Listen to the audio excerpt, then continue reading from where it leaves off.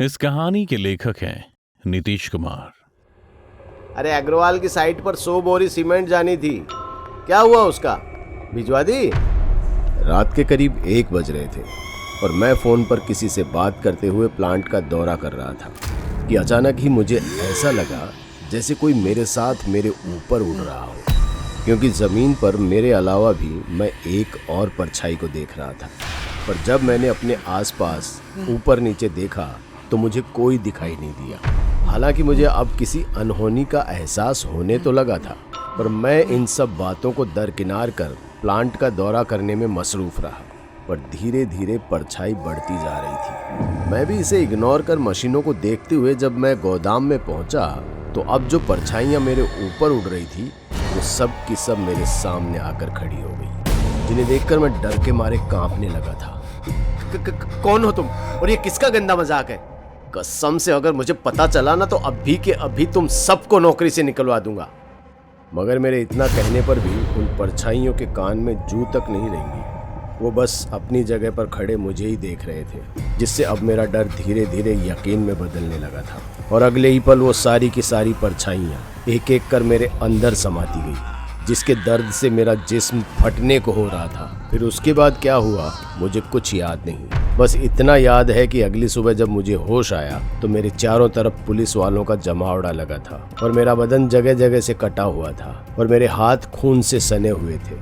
अरे उठ जा हीरो, बहुत एक्शन खेल लिया तूने, चल अब सस्पेंस खेलते हैं, एक इंस्पेक्टर मुझसे कह रहा था। पर इससे पहले कि मैं कुछ समझ पाता 2 हवलदार आए और मुझे उठाकर अपनी जीप में डालने लगे। इस दौरान मैंने देखा कि सीमेंट प्लांट का मालिक एक कोने में बैठा मुझे देखकर गंदी गंदी गालियां दे रहा है, कोस रहा है। एक रात में मेरी दुनिया पूरी तरह से बदल चुकी थी। कल तक मैं इस सीमेंट प्लांट का प्रोडक्शन हेड था और अब एक ही रात में जबलपुर जिले का खूंखार अपराधी, जिसको ये तक पता नहीं था कि आखिर उसका अपराध क्या है। मैं पुलिस जीप में बैठने जा रहा था। इस दौरान कैमरामैन और रिपोर्टर गाड़ी का पीछा कर भागते हुए मुझसे बहुत सारे सवाल कर रहे थे। अजय जी, क्या आपने इतने सारे लोगों को अकेले मारा या आपके साथ और भी लोग शामिल थे? अजय जी, 7 लोगों को इतनी बेरहमी से मौत देने के पीछे आपका मकसद क्या था? क्या आप लोगों को इसके बारे में बताएंगे? अजय जी। मैं ये सब सवाल सुनकर ही दंग था। 7 लोगों का खून मैंने किया है? मैं जो खून देखकर ही उल्टी कर देता था, आखिर वो शख्स 7 लोगों का खून कैसे कर सकता है? इन सब सवालों से मेरा सिर फटने को हो रहा था। मेरी हालत इतनी खराब हो गई थी कि पुलिस वाले अब मुझे लॉकअप में ले जाने की बजाय अस्पताल ले गए और मेरा इलाज शुरू किया। कुछ देर बाद मुझे जब होश आया तो वही इंस्पेक्टर हाथ में मेरे लिए जूस लिए खड़ा था। अरे कितना भगाओगा बावड़ी गुज, अब ये नाटक साटक तो बंद करे और एक अच्छे खूनी की तरह मुझे सब कुछ सच सच बता दे। मैं वादा करता हूँ तुझे 3rd डिग्री में नहीं भेजूंगा। इंस्पेक्टर के मुंह से 3rd डिग्री का नाम सुनकर डर के मारे मेरा गला सूख गया था, जिसे देख इंस्पेक्टर ने मुझे जूस देते हुए कहा, ले पहले इसे पी ले, तेरे लिए लाया हूँ, सच बोलने में ताकत मिलेगी। वो इंस्पेक्टर मुझे डराते हुए कह रहा था कि मुझे डरने की कोई ज़रूरत नहीं है, और मैं तो जानता था कि मेरी हालत बद से बदतर होने वाली थी, क्योंकि झूठ तो मैं तब बोलता ना जब मुझे सच का पता होता।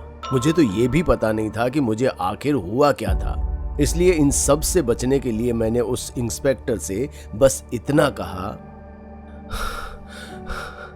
मैं जो भी कहूँगा अपने वकील से कहूँगा। मेरे इतना कहते ही इंस्पेक्टर का खून खौल गया, पर फिर भी उसने गुस्से का घूंट पीते हुए बस इतना कहा, अरे वो तो तन्ना कल मिल ही जाएगा, लेकिन तेरे और मेरे बीच एक रात का फासला है।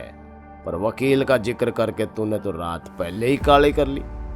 और फिर फोन करके अपने हवलदारों को बुलाया और उन हवलदारों ने फिर मुझे उस गाड़ी में बिठा दिया और सीधा लॉकअप में ले जाकर उल्टा लटका दिया और तबीयत से मुझे कूटा। पर सच तो मैं तब बोलता ना जब मैंने कुछ किया होता या फिर मुझे कुछ याद रहता। मैं हर मार हर चोट पर बस इतना ही कहता कि मुझे कुछ याद नहीं है। मुझे बस कुछ परछाइयाँ दिखी थी जो एक एक कर मेरे अंदर समाती गई, जिससे मुझे खूब दर्द हो रहा था। और इसके बाद क्या हुआ मुझे कुछ भी याद नहीं है। मगर किसी एक ने भी मेरी इस बात पर यकीन नहीं किया और मुझे तब तक मारते रहे जब तक कि दर्द सहते हुए मैं बेहोश नहीं हो गया। लेकिन मेरे बेहोश होने का कोई फायदा नहीं हुआ।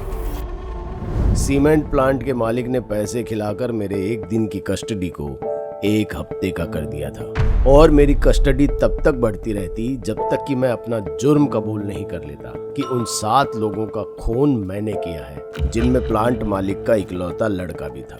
लॉकअप में मेरे लिए एक एक सेकंड भारी पड़ रहा था। किसी तरह मैंने मार खाते खाते 3 दिन गुजार दिए थे। कभी कोई इंस्पेक्टर तो कभी कोई हवलदार आता और मुझ पर हाथ साफ करके चला जाता।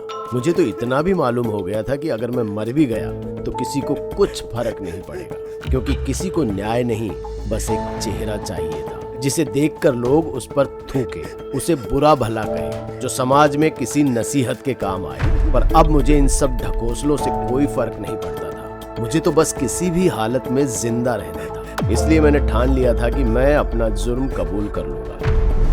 इंस्पेक्टर साहब, इंस्पेक्टर साहब, हवलदार जी, कोई सुन रहा है? मैं अपना जुर्म कबूल करने के लिए तैयार हूं। मैं सर से पांव तक दर्द से तड़प रहा था। फिर भी मैंने अपनी पूरी जान से आवाज लगाई, मगर पुलिस स्टेशन में सब सो रहे थे। मैं एक बार फिर बोलने को हुआ ही था कि अचानक मुझे फिर से कुछ परछाइयां नजर आने लगी, जिन्हें देखकर मैंने चीखते हुए कहा, अब तुम्हें क्या चाहिए? मेरी जिंदगी तो तुम पहले ही बर्बाद कर चुके हो। मैं उन परछाइयों से गुस्से में कह रहा था। तभी मुझे ऐसा लगा जैसे कोई मेरे कान के पास आकर मुझसे फुसफुसाते हुए कह रहा है, तुम्हारे जुर्म को बोलने के बाद वो तुम्हारा एनकाउंटर कर देंगे। इसलिए अगर तुम जिंदा रहना चाहते हो तो उनसे बोलो कि तुम अपना जुर्म उसी जगह पर कबूल करोगे जहां तुमने वो जुर्म किया था। मुझे नहीं पता ये सब मुझसे किसने कहा था, पर मेरी मदद किसी ने तो की थी।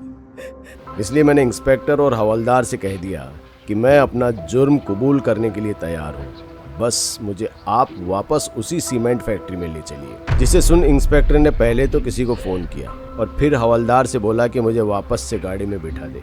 हवलदार ने भी अपने सीनियर की बात मानी और मुझे गाड़ी में बिठा दिया। आधी रात से ज़्यादा का समय हो रहा था और मैं एक बार फिर सीमेंट फैक्ट्री की ओर जा रहा था। बस फर्क इतना था कि पिछली बार जब मैं सीमेंट फैक्ट्री से निकल रहा था तो मुझे देखने के लिए हजारों लोगों का हुजूम था, लेकिन अब जब मैं फैक्ट्री में वापस जा रहा हूँ तो मेरे और इंस्पेक्टर के अलावा कोई तीसरा आदमी देखने वाला भी नहीं है। इंस्पेक्टर ने गाड़ी सीमेंट फैक्ट्री के आगे जाकर खड़ी कर दी। ले भाई, आ गए सीमेंट फैक्ट्री, चल अब कर को बोल अपना जुर्म। इतना कहे वो मुझे कागज और पेन देने ही वाला था कि तभी मैंने उससे कहा, यहाँ नहीं, मुझे उसी सीमेंट के गोदाम में ले चलो, मैं वहीं का बोलूँगा, वरना नहीं। मेरी बात सुनकर इंस्पेक्टर गुस्से में आ गया था। फिर भी मुस्कुराते हुए मुझे देखा और गाड़ी को अंदर सीमेंट फैक्ट्री में ले गया। शायद मन ही मन सोच रहा होगा कि अभी इसकी सुन लेता हूँ, वैसे भी इसको गोली तो मैं ही मारूंगा। कुछ देर बाद हम दोनों सीमेंट फैक्ट्री के गोदाम में खड़े थे, जहाँ फैक्ट्री का मालिक पहले से ही हमारा इंतजार कर रहा था। अच्छा हुआ तूने इसको गेट पर नहीं मारा और मेरे पास ले आया। अब मैं इसे खुद अपने हाथों से मारूंगा। फैक्ट्री का मालिक मुझे देख गुस्से में मुझे मारने मेरी तरफ बढ़े चले आया और मुझे तो उसके पीछे वही परछाइयां दिख रही थी। लेकिन इससे पहले कि फैक्ट्री का मालिक मुझे हाथ भी लगा पाता, वो सारी परछाइयां एक एक कर मेरे भीतर समा चुकी थी। कमीने, तूने मेरे बेटे को ऐसी मौत दी, आज भी उसके बारे में सोचकर मन कांप उठता है। पर तू चिंता मत कर, मैं तुझे उससे भी भयानक मौत दूंगा। फैक्ट्री का मालिक मेरा कॉलर पकड़कर मुझसे कह रहा था कि तभी मेरे अंदर से एक आवाज आई, उसी तरह ना जैसे मेरी मंजरी को मारा था, उसके साथ जबरदस्ती कर उसे जान से मार दिया, फिर उसकी लाश को एसिड में डुबाकर उसकी हड्डियां भी गला दी, जिससे किसी को कोई सबूत ना मिले।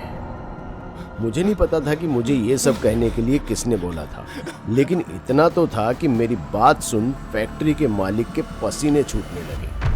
ये क्या बकवास कर रहा है तू? कौन है? सच बता, तू कौन है? इंस्पेक्टर, तूने सुना उसने क्या बोला अभी? अरे उससे क्या पूछता है, मैं तुझे बताता हूँ। मैं उसी मंजरी का बाप हूँ, हरिशंकर, और मैं उसका भाई विनोद, और मैं उसका चाचा कृष्ण, और मेरा चेहरा तो तुम्हें अच्छे से याद होगा, सुपरवाइजर हरिया। ये सब आवाजें मेरे अंदर से आ रही थी और मुझे भी अब इतना तो समझ में आ गया था कि मैं इन आत्माओं का एक जरिया बन गया हूं, जो शायद किसी मकसद के लिए मेरे अंदर आई है। इंस्पेक्टर, अभी के अभी इसको गोली से उड़ा, 1 करोड़ दूंगा, खत्म कर इसे। वाह साहब जी वाह, 1 करोड़ एक आदमी के, पर इसके अंदर तो 4 आत्माएं हैं, पूरे 5 करोड़ लगेंगे। सौदा मंजूर हो तो बोलिए।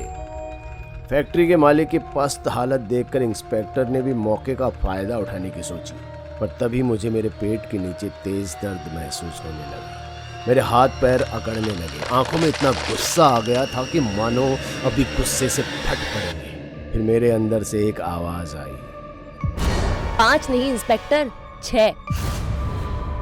मुझे कैसे भूल गए साहब? आपकी दरिंदगी की सबसे पहली शिकार मैं ही तो थी, मंजरी। ये नाम सुनते ही फैक्ट्री के मालिक के साथ साथ इंस्पेक्टर भी सक पका गया था। उसने आओ देखा न ताओ वो वहां से भागने के लिए दौड़ पड़ा था, पर बेचारा ज्यादा दूर तक नहीं जा सका था, क्योंकि मेरे अंदर मंजरी की आत्मा ने तुरंत ही उसकी गर्दन पकड़ी और उसका सिर इतनी जोर से जमीन पर पटका कि अब वो किसी फटे हुए तरबूज की तरह था। इंस्पेक्टर का ये हाल देखकर फैक्ट्री मालिक अपने पैरों पर गिर अपनी जान की भीख मांगने लगा था। मुझे माफ कर दे मंजरी, मैं बहक गया था, मुझसे गलती हो गई है, पर मुझे नहीं पता था कि तुझे इंसाफ दिलाने के लिए इतने लोग खड़े हो जाएंगे। मुझे उन सबको भी रास्ते से हटाना पड़ा। हो सके तो मुझे माफ कर देना मंजरी। वैसे भी तू मेरे बेटे को मारकर अपना बदला तो ले ही चुकी है। तेरे बेटे को मैंने नहीं, अजय ने ही मारा है, वो भी आहिस्ता आहिस्ता करके। पहले उसके जिस्म की एक एक हड्डियां तोड़ी। अजय ने पहले जो कुछ भी किया वो महज सिर्फ एक कहानी थी, लेकिन अब जो कुछ भी तेरे साथ होने वाला है वो हकीकत होगी। अब मरने के बाद सोचता रहियो कि अजय ने तेरे बेटे को क्यों मारा था। इतना कहकर मेरे अंदर से मंजरी की आत्मा निकली और फैक्ट्री के मालिक के जिस्म में जा घुसी, और फिर मेरी आंखों के सामने ही वो सीमेंट क्रशर की ओर चल दिया। उसे देख ऐसा लग रहा था मानो जैसे उसका शरीर उसे ये सब करने से रोक रहा था, पर उसके अंदर की आत्मा उससे ये सब जबरदस्ती करवा रही हो। लेकिन अब बहुत देर हो चुकी थी, क्योंकि अगले ही पल फैक्ट्री मालिक सीमेंट क्रशर में कूद गया और दूसरे ही पल उसके जिस्म के टुकड़े किसी गंदी नाली से एकदम से जमे हुए मलबे की तरह निकले, जिन्हें देखकर घिन के मारे मैंने अपनी नजरें नीची कर ली थी। इस हादसे के बाद अजय का कुछ भी पता नहीं चला। बस इतना पता है कि वो अब एक भरा पूरा परिवार अपने अंदर लिए एक शहर से दूसरे शहर अपनी पहचान छुपाए फिरता रहता है। वो कोई भी हो सकता है, एक ऑटो वाला या फिर आपके बगल में बैठा एक अनजान शख्स, वो कोई भी हो सकता है। पर डरना मत, क्योंकि आपको उसकी कहानी पता है, और सीमेंट फैक्ट्री में हुए हादसे के बारे में भी। I love Manjari. I love you alone. दोस्तों, अगर आपको हमारी कहानी अच्छी लगी हो तो लाइक, कमेंट और शेयर जरूर करें। साथ ही रेगुलर अपडेट के लिए चैनल को सब्सक्राइब करें। और अगर आपके पास भी कोई डर से भरी दमदार कहानी है तो भेजिए हमारे मेल एड्रेस पर अभी।